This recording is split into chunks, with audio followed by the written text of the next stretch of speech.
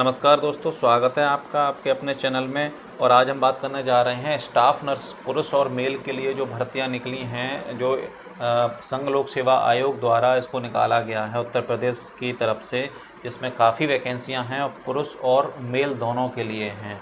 तो चलिए शुरू करते हैं। तो देखिए, ये Uttar Pradesh public service commission आयोग की वेबसाइट है, जिसमें आप ऊपर देख रहे होंगे uppsc.up.nic पर आप जाएंगे। वहाँ पर जाकर आप बाएं तरफ ये ऑल नोटिफिकेशन एडवर्टाइजमेंट या एक्टिविटी डैशबोर्ड जो आपको स्क्रीन पर दिख रहा है, जिसमें आप नीचे की तरफ आएंगे थर्ड पर, तो click here to apply for staff nurse sister grade 2 male and female in advertise number this. इस पर आप क्लिक कर देंगे तो क्लिक होने के बाद में अगली जो विंडो खुलेगी उसमें नोटिफिकेशन शो हो जाएंगे कि कौन कौन सी वैकेंसियों के लिए इस समय आवेदन किए जा रहे हैं। तो सबसे पहले नंबर पर ही है ये स्टाफ नर्स परीक्षा के लिए, जिसका जो स्टार्टिंग डेट है वो 16/7/2021 है और फीस डिपॉजिशन की जो डेट लास्ट है वो 12 अगस्त है और फॉर्म को सबमिट करने की जो डेट है वो 16 अगस्त है।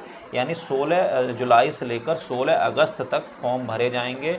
फ़ीस को डिपॉजिट करने की 12 अगस्त ही है। तो ज़रा ध्यान से करें, अपना फॉर्म को रजिस्टर्ड करें, रजिस्ट्रेशन भरने के बाद उसको कंप्लीट फिलअप करें। फिलअप करने के बाद में 12 अगस्त तक फ़ीस भी डिपॉजिट कर दें, चाहे उसको फाइनल सबमिट ना करें। हाँ, यहाँ पर एक चीज़ और बता दूँ मैं आपको कि आप फाइनल सबमिट करने से पहले अपने फॉर्म को कई बार चेक भी कर लें कि उसमें कोई किसी तरह की कोई मिस्टेक तो नहीं की हुई है। किसी भी तरह की अगर मिस्टेक है तो फाइनल सबमिट करने से पहले एक बार का मौका दिया जा रहा है, जिससे उसमें आप संशोधन कर सकते हैं। जैसे किसी भी तरह का आपका आधार नंबर गलत हो गया या कुछ और भी चीज़ें जो गलत डिपॉजिट हो फिल हो गई हैं, किसी भी के नाम में स्पेलिंग मिस्टेक हो गई है, आमतौर पर ये गड़बड़ियाँ हो जाती हैं फॉर्म भरते समय। तो ये सब चीज़ें आपको फाइनल सबमिट करने से पहले कर दें, क्योंकि सिर्फ एक बार ही मौका मिलेगा। आप पूरे फॉर्म को भरें, उसको रीचेक करें और रीचेक करने के बाद में ही उसके जो सेव बटन है उस पर क्लिक करें। अगर उसके बावजूद भी कई एक दो गलती हो जाती है तो आप पूरी तरह से पहले चेक कर लें कि कौन कौन सी मिस्टेक हैं, उनको नोट डाउन कर लें और उसके बाद जब संशोधन बटन पर क्लिक करेंगे तो उसके बाद सारी गलतियों को अच्छे से बारीकी से चेक करते हुए फिल कर दें और उसके बाद फाइनल सबमिट कर दें, क्योंकि संशोधन के लिए भी उन्होंने एक ही बार का समय दिया है। अगर फिर भी आप गलती कर देते हैं तो आपका फॉर्म संशोधित नहीं होगा। ठीक है। अब फॉर्म भरने से पहले आप व्यू एडवर्टाइजमेंट और आगे है अप्लाई, यानी आप पहले उसके पहले कि आप एडवर्टाइजमेंट को कंप्लीट रीड कर लें तो हम क्लिक कर देते हैं इस पर। तो अब ये एडवर्टाइजमेंट खुल जाएंगे, जिसमें आपको PDF फॉर्मेट में, डॉक्यूमेंट फॉर्मेट में आपको यहाँ मिल जाता है, हिंदी और इंग्लिश दोनों में। तो हम हिंदी वर्जन एक बार देख लेते हैं, हिंदी वर्जन डाउनलोड करके। तो उसमें क्योंकि अच्छे से समझ में आ पाता है क्लियर तरीके से, डाउनलोड वर्जन पर क्लिक करेंगे, ये डाउनलोड हो जाएगा और डाउनलोड होने के बाद में ओपन भी हो जाएगा। तो ठीक है, इसको डाउनलोड होने देते हैं, फिर देखते हैं क्या क्या क्वालिफ़िकेशन है, क्या क्या सब्जेक्ट से प्रश्न पूछे जाएंगे और इसमें क्या क्या वरीयताएँ दी गई हैं, एक्सपीरियंस का कुछ है कि नहीं है, ये सब चीज़ हम देख लेते हैं। तो ये डाउनलोड हो गई है PDF को थोड़ा जूम कर लेते हैं, आपको भी स्क्रीन पर दिख रही होगी बहुत अच्छे से। देखिए, यहाँ पे एक चीज़ इन्होंने दी है, उसको एक बार देखिए। ये 2 नंबर पॉइंट को पढ़ते हैं कि अभ्यर्थियों को अपने ऑनलाइन आवेदन की हार्ड कॉपी के साथ ऑनलाइन आवेदन में किए गए समस्त दावों के समर्थन में समस्त प्रमाण पत्रों की स्वप्रमाणित प्रतियां आयोग के निर्देशानुसार यथा समय संलग्न कर प्रस्तुत करना होगा। इस संबंध में आयोग द्वारा प्रत्यक्ष से प्रेस विज्ञप्ति के माध्यम से सूचित किया जाएगा। आप ये फॉर्म फिल कर लें कम्प्लीटली और सारे डॉक्यूमेंट जो भी आपने वहाँ उसमें भरे हैं, जैसे हाई स्कूल का भरा है, इंटरमीडिएट का भरा है, या GNM के बारे में जो चीज़ डिटेल आपने भरी होगी, वो सारे डॉक्यूमेंट को आप इस फॉर्म को भरने के बाद में इसकी कॉपी निकालने के साथ में उसको लगा लें और सेल्फ अटेस्टेड भी करके रख लें। इसके बारे में फर्दर सूचना दी जाएगी, यानी आगे सूचना दी जाएगी, तभी आपको कुछ करना है। वो मांगेंगे कि नहीं मांगेंगे, किस तरीके से क्या करेंगे, वो सारी चीज़ें वो बाद में बताएंगे। इन्होंने इसमें ऐसा कुछ नहीं बताया है। ठीक है। तो अभी तो इन्होंने सिर्फ कहा है कि किसी भी ऑनलाइन आवेदन स्वीकार, जैसे इन्होंने बोला है कि ऑनलाइन आवेदन करने के लिए uppsc.up.nic पर ही उपलब्ध है। इस विज्ञापन में आवेदन करने हेतु ऑनलाइन एप्लीकेशन सिस्टम लागू है, अन्य किसी माध्यम से प्रेषित आवेदन स्वीकार नहीं किए जाएंगे, अतः अभ्यर्थी ऑनलाइन आवेदन ही करें। ऑनलाइन आवेदन करने के संबंध में अभ्यर्थियों को सूचित किया जाता है कि वे निम्नलिखित को अच्छे से समझ लें, यानी आप एडवर्टाइजमेंट को पूरा अच्छे से पढ़ लें और उसके बाद ही सारी चीज़ों को कंप्लीट तरीके से समझ के ही उसको ऑनलाइन फिलअप करें। चलिए अब फ़ीस के बारे में बात कर लेते हैं कि इसमें शुल्क क्या मांगा है। जनरल कैटेगरी के लिए 100 रुपये शुल्क है प्लस 25 रुपये ऑनलाइन प्रक्रिया है, जिसके बाद 125 रुपये हो जाता है। SC/ST के लिए यही शुल्क 40 रुपये परीक्षा शुल्क के रूप में और 25 रुपये ऑनलाइन प्रक्रिया के लिए है। ऐसे ही अदर कुछ रिजर्व कैटेगरी हैं, जैसे आपकी दिव्यांग श्रेणी आती है जिसमें सिर्फ 25 रुपये यानी इन्होंने परीक्षा शुल्क नहीं मांगा है। भूतपूर्व सैनिकों में भी ये इन्होंने किया है कि 40 रुपये ही मांगा है और ऑनलाइन प्रक्रिया का 25 रुपये यानी 65 रुपये। और जो जैसे इन्होंने ये सब चीज़ इतनी फ़ीसों के बारे में डिटेल देने के बाद में इन्होंने कहा है कि आवेदन किए गए आवेदन में जो संशोधन होगा, यानी जो संशोधन है वो एक ही बार मान्य होगा, उसके अलावा आप नहीं कर सकते हैं। इसमें इन्होंने पूरी प्रक्रिया भी बता दी है कि किस तरह से संशोधित कर सकते हैं। तो मैंने जो बताया आपको सेम टू सेम वैसे ही है कि registration mobile number, email ID और आधार नंबर ये बहुत अच्छे से भरे होने चाहिए। सारी चीज़ें में कोई त्रुटि नहीं होनी चाहिए। और जैसे जमा किया गया शुल्क किसी भी दशा में समायोजित वापस नहीं। इसे ऑनलाइन आवेदन जमा करने की निर्धारण अंतिम तिथि के पूर्व संशोधित करने हेतु अभ्यर्थियों के एक अवसर अनुमन्य होगा। सिर्फ एक अवसर ही अनुमन्य होगा। और वो भी कैसे करेंगे, आप कैंडिडेट जैसे फॉर्म आपने भर दिया होगा तो वेबसाइट की कैंडिडेट सेगमेंट पर जाएंगे, वहाँ ऑनलाइन एप्लीकेशन प्रोसेस के अंतर्गत मॉडिफाई सबमिटेड एप्लीकेशन पे जाके क्लिक करेंगे। क्लिक करने के बाद में वहाँ पर आपको कुछ डिटेल भरनी होगी। डिटेल भरने की वजह से डिटेल में आपकी रजिस्ट्रेशन नंबर हो गया, जन्म तिथि हो गया, वेरिफिकेशन कोड हो गया। वो देने के बाद में मेल फीमेल डोमिसाइल कैटेगरी के पश्चात एक वेरिफिकेशन कोड आपको भेजा जाएगा आपके नंबर पर, यानी वो OTP के रूप में होगा। और उस OTP को वहाँ एक बॉक्स दिया जाएगा, उसमें कंप्लीट भरने के बाद में आप प्रोसीड पर क्लिक करेंगे तो आपका फॉर्म खुल जाएगा। तो उसमें आप जो भी संशोधन करना होगा वो आप कर देंगे जिसको वेबसाइट या आयोग की तरफ से परमिट किया गया होगा। और ये सिर्फ एक बार ही अनुमन्य है। देखो ये यहाँ पे लिखा हुआ है कि सिर्फ ऊपर है ये करने की अंतिम तिथि केवल एक बार ही अनुमन्य होगी, यानी सिर्फ आप एक बार ही संशोधन कर सकते हैं। ठीक है, ये चीज़ विशेष तौर पर अपने आप में ध्यान रखें। किसी भी तरह का कुछ भी दिक्कत हो तो आप जल्दबाजी ना करें, काफ़ी समय है, 1 महीने का समय है। फॉर्म को आराम से भरें और समझ के भरें। कोई भी चीज़ मिस्टेक हो तो अपने सीनियर से या हमारे वीडियो के कमेंट बॉक्स में कमेंट करके आप पूछ लें, तो आपकी सारी क्वेरी और सारी दिक्कतों को दूर किया जाएगा।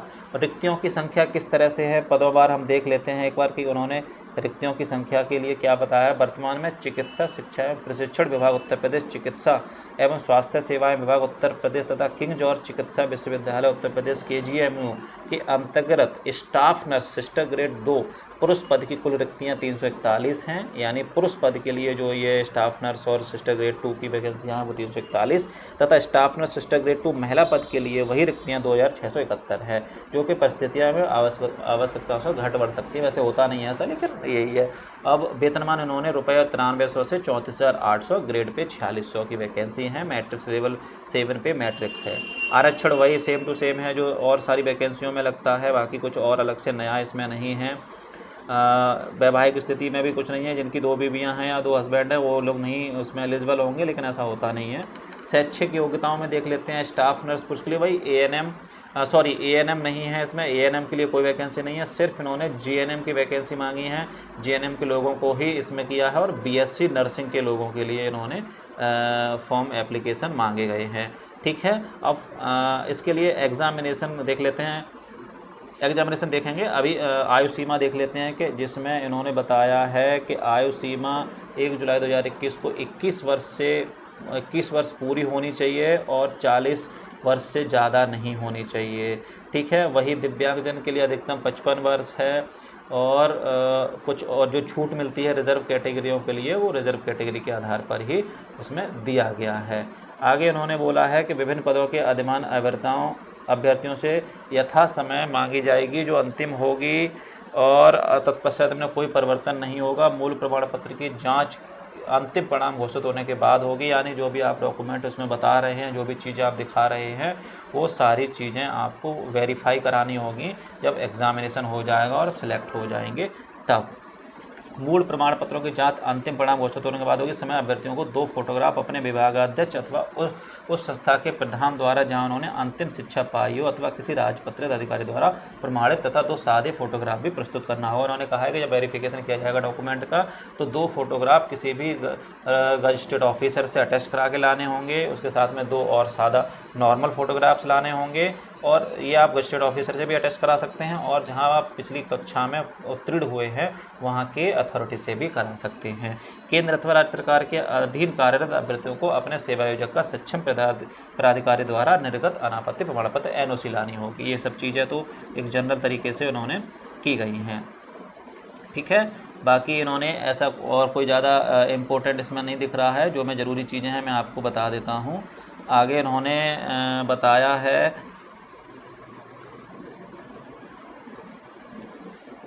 परीक्षा के बारे में देख लेते हैं। देखिए ये रहा ऐसे अभ्यर्थी जो पद के लिए निर्धारित सरकारी परीक्षा पद की अनिवार्यता में सम्मिलित हो रहे हैं वे इस परीक्षा हेतु आवेदन न करें क्योंकि वे पात्र नहीं हैं।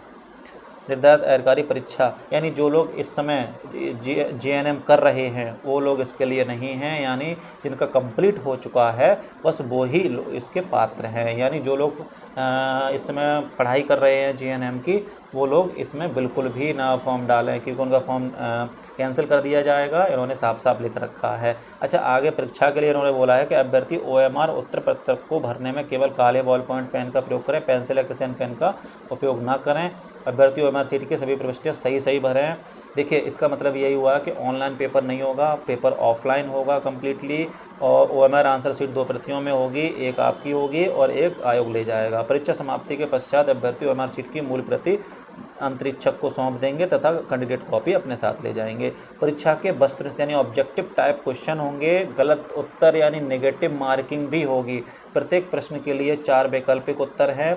उम्मीदवार द्वारा प्रत्येक प्रश्न के लिए दिए गए गलत उत्तर के लिए प्रश्न हेतु नियत अंकों का 1/3 यानी अब तक 1.25 होता था लेकिन यहाँ पर 1/3 यानी 0.33 दंड के रूप में काटा जाएगा।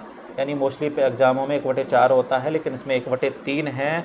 तो यदि कोई उम्मीदवार 1 से अधिक उत्तर देता है तो उसे गलत माना जाएगा। यदि वो एक उत्तर सही भी होता है तब भी फिर भी इस प्रश्न के लिए उपयुक्त उसी तरह का दंड दिया जाएगा। यदि उम्मीदवार द्वारा कोई प्रश्न का हल नहीं किया जाता है तो वो उसका कोई उत्तर नहीं दिया गया है तो कोई प्रॉब्लम नहीं है, उसमें नेगेटिव मार्किंग नहीं होती है, वो छोड़ दिया जाता है। अब ऐसे फिर उन्होंने न्यूनतम एलिजिबिलिटी बताई है कि अनुसूचित जाति जनजाति के लिए न्यूनतम दक्षता मानक 35% निर्धारित है। इन श्रेणियों के अभ्यर्थी यदि परीक्षा में 35% से कम अंक पाते हैं तो उनको सम्मिलित नहीं किए जाएंगे। इसी प्रकार अन्य श्रेणियों के लिए 40% है, अर्थात ऐसे अभ्यर्थी 40% से नीचे होंगे उनको इसमें आगे फर्दर एलिजिबल नहीं ठहराया जाएगा।